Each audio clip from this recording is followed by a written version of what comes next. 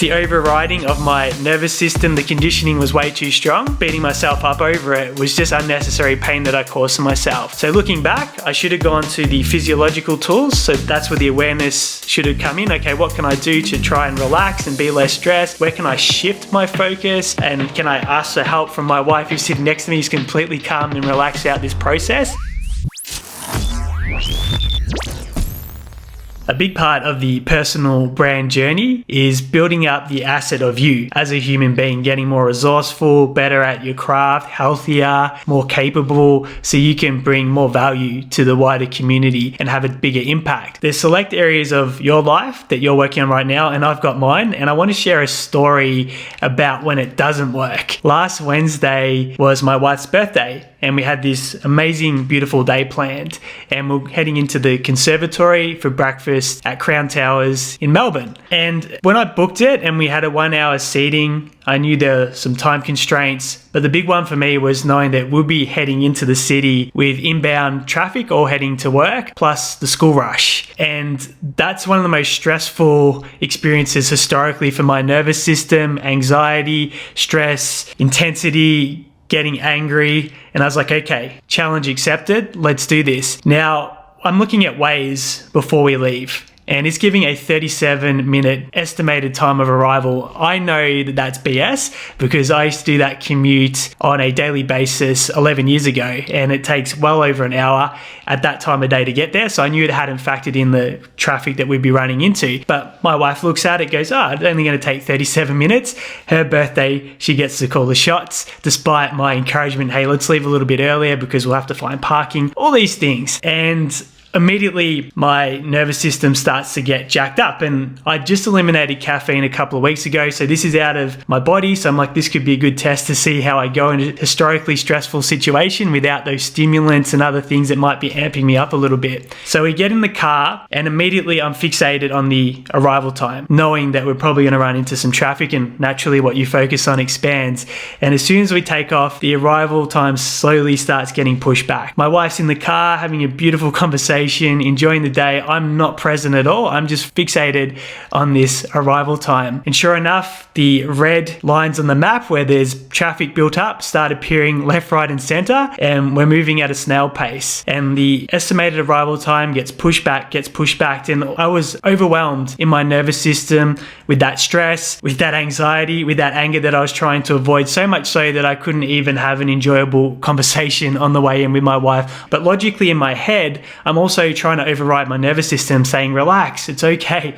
And then I'm getting mad at myself that I can't override all this stress and tension that's in my body. And it was this self-beating up cycle that I sat in the whole way. We did end up arriving exactly on 9:30 to take our seating at the table. So in the end, nothing mattered. And I knew this in my logical brain, but it also shows how sometimes you can't override your nervous system with logic. And I've been given some tools, and someone who I follow and study their podcast is Andrew Huberman. And he talked about this physiological sigh if you're feeling stress or anxiety, which is where you basically do a double inhale and a long exhale. And it's supposed to disrupt the body's physiology and can help you move out of that state. Now, I pushed all these tools to the side and was just purely fixated, as I said, on that ETA and beat myself up. Now, what's the message in this story in relation to your personal brand? So no doubt there's going to be areas of your life that you're working really hard on to improve. And you're going to have stories, conditioning, past experiences that come up and influence what happens sometimes, even though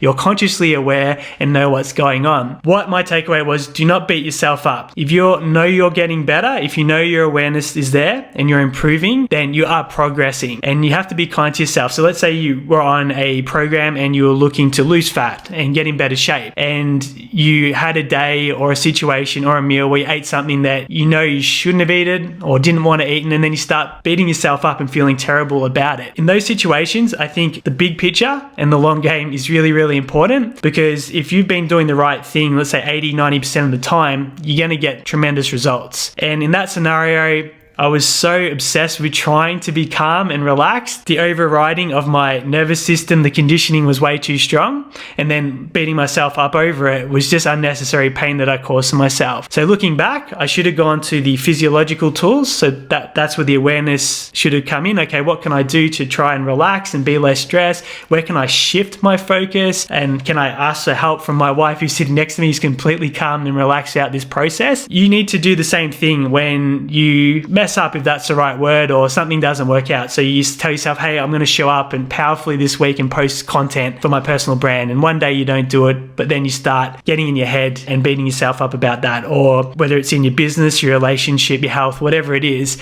I think it's being kind to yourself and going, if I'm doing the right thing most of the time and allowing myself to not be perfect and have that imperfection, then I'm going to win over time, because that obsession with being perfect and not allowing yourself to be a human is ultimately what stops us in so many areas. And then I've had scenarios in the past where I've got so in my head about not doing something right that I just throw it in and go, oh, it's impossible to do this. And that's not true. We're going to get better as our awareness expands. So there's an activity that I want you to consider doing that not many people do when it comes to their personal brand. I want you to post, if you're willing to do it, on social media, something that didn't work. So you had an intention, you had a goal, you had an outcome you wanted to achieve, and you didn't follow through, or you didn't do what it is that you said you'd do, and share it. And just talk about that imperfection and show that human side. I think that's a really powerful way to make it okay for people to be on a path and to have something not go to plan, then recalibrate and get back on track. So that's your action item for this episode as you go along and make the internet a better place with me and join me on the journey. If this episode was helpful, or if you enjoyed it, one of our earlier conversations, make sure you're following the show. That would be greatly appreciated. And also leave a 5-star review